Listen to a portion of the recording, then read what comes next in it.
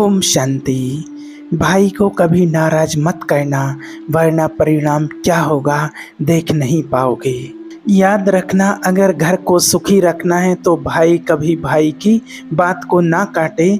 बड़े भाई ने जो कह दिया, छोटे भाई उसे काटने का प्रयास ना करे, और छोटे भाई ने जो कह दिया, बड़ा भाई उसे ना काटे। कोई बड़ी बात नहीं हुआ करती हैं, छोटी छोटी बातें हम काट दिया करते हैं, एक दूसरे का विरोध कर दिया करते हैं। कोई बात नहीं, गलत कर रहा है, ठोकर लगेगी, संभल जाएगा। एक दूसरे की बात ना काटें, एक दूसरे की बात का सम्मान रखने का प्रयास करें। और हमेशा एक बात याद रखना, कभी भी सबको नाराज कर लेना, भाई को नाराज मत करना। जिन जिन ने भाइयों को नाराज किया है उनकी लंका दही है मेरे भाई, ध्यान रखना। भाई को कभी नाराज मत करना, क्योंकि आप इतिहास को देखो, बाली ने सुग्रीव को नाराज किया, दशा क्या हुई उसकी परिणाम देखा है, श्री राम जी ने उसके प्राणों का अंत कर दिया। बाली ने सुग्रीव को नाराज किया, उसका परिणाम क्या हुआ आपको मालूम है। रावण ने विभीषण को नाराज किया, क्या हुआ, 1 लाख पूत 1.25 लाख नाथी, जिसके घर में दिया न बाती। कहते हैं कि विभीषण ना होता तो रावण के मरने का कोई रास्ता नहीं होता।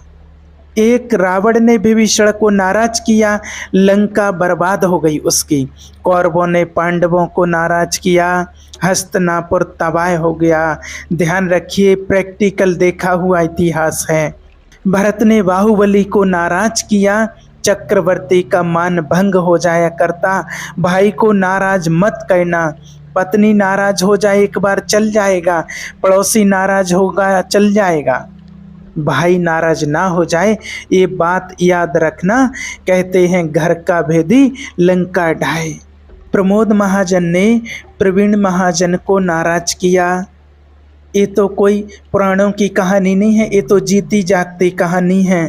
प्रमोद महाजन ने प्रवीण महाजन को नाराज किया, भाई ने आकर के उसे सूट कर दिया। ध्यान रखिए, जिंदगी में कभी अपने भाई को नाराज मत करना, भाई से तो बना करके ही चलना चाहिए। भाई तो हमारी भुजा हुआ करते हैं, भाई हमारी ताकत हुआ करते हैं। भाई भाई के दुश्मन कभी ना बने, वरना परिणाम बहुत बुरा हुआ करता है।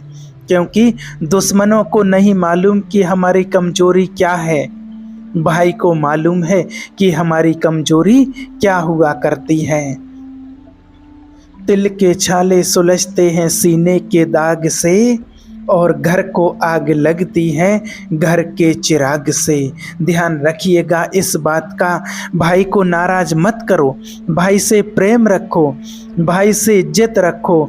रावण की मृत्यु का समय है, आप सब ने देखा है, मृत्यु सैया में रावण लेटा हुआ है, अंतिम सांस गिन रहा है रावण, अंतिम संस्कार का समय आ गया है। धराशायी पड़ा है रावण धरा पर, वो रावण जिसके पास अद्भुत क्षमताएं थीं, अदम्य साहस था जिसके पास, नवग्रह जिसके दरवाजे पर हाथ जोड़े खड़े रहते थे, यमराज जिसके चरणों में लेटा रहता था।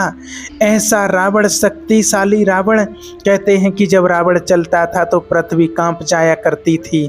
रावण अर्थास करता था तो आकाश गूंज जाया करता था, और ये देवता भी जिससे भयभीत रहा करते थे। वो रावण मृत्यु की सैया पर लेटा हुआ है, इस बात को ध्यान रखिए। अंतिम समय है, श्री राम जी ने कहा कि लक्ष्मण जाओ, रावण की मृत्यु का समय है, रावण से कुछ शिक्षा लेकर के आ जाओ। लक्ष्मण ने कहा, भैया आप कैसी बातें करते हैं, रावण हमारा दुश्मन है। अरे बोले, भले दुश्मन हो, लेकिन रावण जैसा प्रचंड विद्वान इस धरती पर कोई दूसरा नहीं हुआ है। वह श्री राम जी का परिणाम और श्री राम जी का वह जीवन है जिसके लिए वर्षों से युद्ध लड़ते रहे हैं। लेकिन रावण को राम ने कभी दुश्मन नहीं समझा। रावण को यदि श्री राम जी ने मारा है तो उसकी बुराइयों को, उसके अवगुणों को मारा है। राम ने कहा कि जाओ लक्ष्मण, ध्यान रखना, रावण तभी तक दुश्मन था जब तक हथियार लिए युद्ध के मैदान में खड़ा था। आज मौत ने उसे हथियार छीन लिए हैं। अब दुश्मनी का व्यवहार नहीं, अब तो इंसानियत और मानवता का व्यवहार करना चाहिए। ऐसा साहस श्री राम में ही हो सकता है इस धरती पर। अब ये कैसा दुश्मन, अब तो ये निहत्था पड़ा है, अब तो ये पड़ा है मृत्यु की सैया पर। जाओ उससे शिक्षा के कुछ अंश लेकर के आओ। जाओ लक्ष्मण, राजनीति की शिक्षा लेकर के आओ रावण से। लक्ष्मण जी जाते हैं। रावण लेटा हुआ है, मृत्यु की सैया पर है। लक्ष्मण ने बोला कि हे लंकेश, श्री राम जी ने मुझे भेजा है। रावण ने लक्ष्मण की तरफ देखा, 2 आंसू ढुड़का दिए, आंखों से आंसू बहने लगे। लक्ष्मण ने कहा कि रो रहे हो लंकेश? बोले, मैंने देख लिया कि दुनिया में कितना भी बटोर कर रख लो, जोड़ कर रख लो, चाहे कितने भी हीरे मोती, मगर ये याद रखना कि कफन में कभी जेब नहीं होती है। जब जाओगे तो एक चुटकी आटा भी, एक माचिस की काड़ी भी साथ नहीं ले जा सकते। ये सब कुछ मैं किसके लिए कर रहा था? बोलो लक्ष्मण जल्दी से, मेरे पास समय कम है। बोले, लंकेश मुझे इतना राज बता दो कि श्री राम जी के पास एक धनुष था सिर्फ, तुम्हारे पास तो लाखों अस्त्र शस्त्र थे, तुम शक्तिशाली थे, तुम्हारे पास विद्याएं थीं, तुम तो वो हो जिसने शीश काट काट करके महादेव को समर्पित कर दिए थे। ऐसा शक्तिशाली रावण, ऐसा साहसी रावण आज मृत्यु सैया पर अकेला क्यों पड़ा है?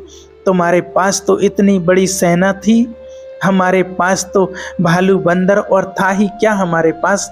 क्या बात है लंकेश कि राम जीत गए और तुम हार गए। रावण ने आंसू की धारा बहाते हुए कहा कि लक्ष्मण, ये मत सोचो कि राम में ज्यादा ताकत है इसलिए वो जीत गए, या रावण कमजोर था इसलिए हार गया। दुनिया में किसी की ताकत नहीं। ब्रह्मा विष्णु महेश भी मेरे से घबराया करते हैं, लेकिन आज मेरी पराजय हुई है और आज राम विजेता हुए हैं। इसका कारण तुम पूछना चाहते हो?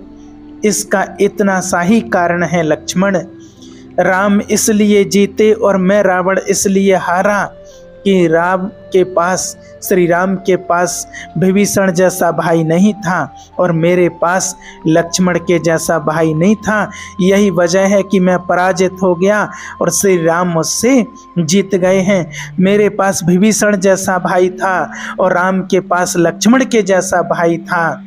और एक बात याद रखना लक्ष्मण, कि जिसके साथ लक्ष्मण होगा, जिस भाई के साथ लक्ष्मण जैसा भाई होगा, रावण तो क्या, तीनों लोक भी उसे पराजित नहीं कर सकते हैं। वो विश्व विजेता हो जाता है। मेरी हार का कारण मेरा भाई है, उस राम की जीत का कारण उनका भाई है। काश मेरे पास तुम्हारे जैसा भाई होता लक्ष्मण, तो राम को 10 अवतार लेना पड़ते तो भी मेरा वध नहीं कर पाते। ये भाई की ताकत है लक्ष्मण, तुम्हारे जैसे भाई दुनिया में सबको प्राप्त नहीं हुआ करते हैं। ध्यान रखना इस बात का। इसलिए याद रखना, भाइयों में हमेशा प्रेम हो। जब श्री राम जी को वनवास हुआ तो लक्ष्मण दौड़े दौड़े माँ सुमित्रा के पास गए। बोले, माँ देख नहीं रही हो आप अयोध्या में क्या हो रहा है? 14 वर्ष का वनवास श्री राम को मिला है। सुमित्रा की आंखों में आंसू आ गए। कौशल्या रो रही है, सुमित्रा रो रही है। लक्ष्मण गए, बोले, माँ आज अपने बेटे को एक वरदान दे दे। सुमित्रा ने कहा कि वरदान मत मांग, इन वरदानों के कारण आज हमें ये दिन देखना पड़ रहे हैं। काश तेरे पिता ने 2 वरदान नहीं दिए होते तो आज राम अयोध्या के राजा बन गए होते। वरदान मत मांग लक्ष्मण।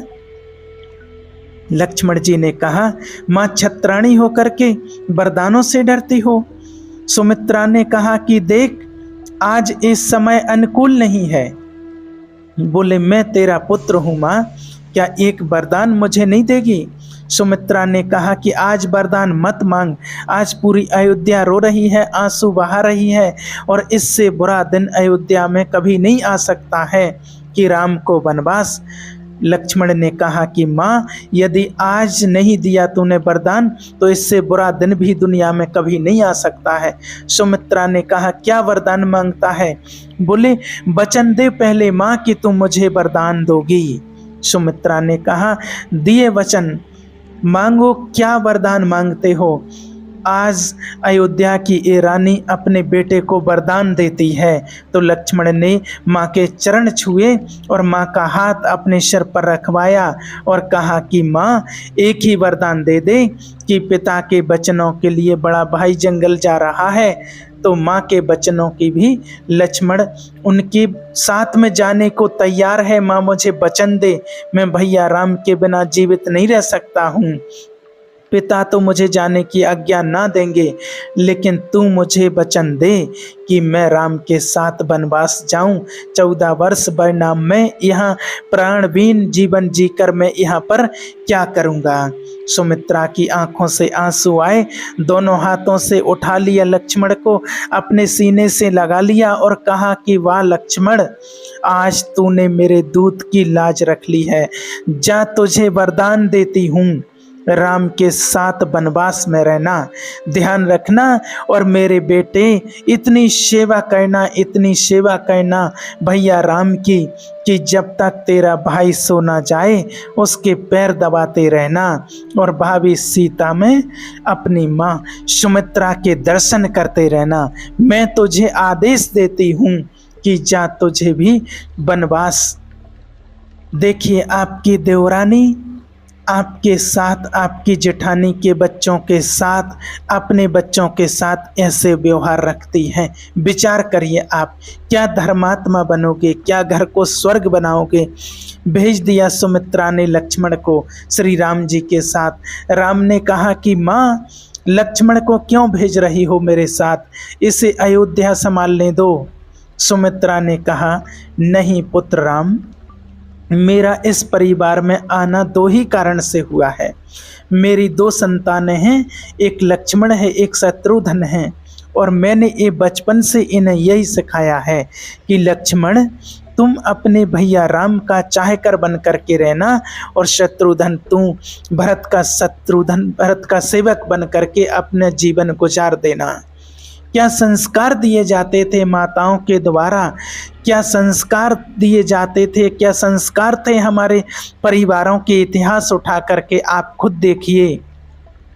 और जब विदा होने लगे राम, तो कौशल्या माँ ने आंखों में आंसू भरते हुए श्री राम जी से कहा कि राम, ये जो सुमित्रा नंदन तेरे साथ जा रहा है, मेरे बेटे, तू मुझे वचन दे के जा कि इस सुमित्रा की अमानत मैं तेरे साथ सौंप रही हूँ, और बेटे, तेरे प्राण चले तो चले जाएं, लेकिन लक्ष्मण को सकुशल वापस लेकर के अयोध्या आना।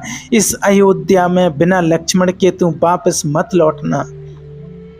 देखिए, क्या भावनाएं थी इन माताओं की, कितना पवित्र प्रेम था, कितना पवित्र स्नेह था, किनकी बातें, इनकी जो वार्तालाप थी और जो वास्तविक इनका स्नेह था, उनके स्नेह को देख करके, उनके स्नेह को सुन करके आंखों से आंसुओं की धारा बहने लगती है।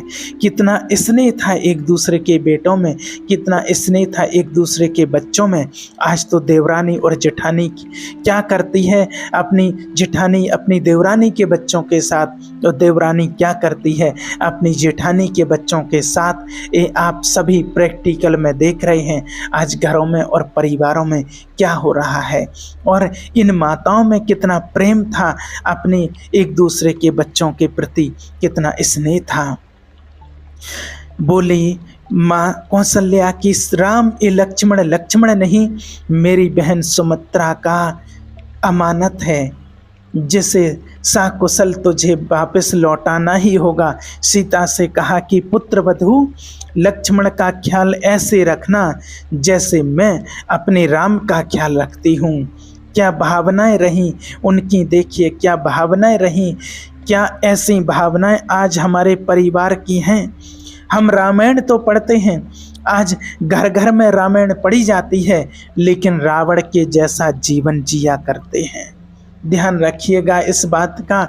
इतिहास में 2 युद्ध बहुत फेमस हुए हैं, 2 युद्धों की चर्चा इतिहास में है। एक तो महाभारत की चर्चा है और एक रामायण की चर्चा है। 2 ही चर्चाएं इस देश में हैं। भारत की पहचान ये 2 बातें हैं, एक महाभारत भारत की पहचान है और एक रामायण भारत की पहचान है। लेकिन आपसे निवेदन है, महाभारत तो एक कलंक है इस धरती के लिए। महाभारत एक कलंकित कहानी है इस धरती के लिए। महाभारत कोई भारत की शान नहीं हो सकती है।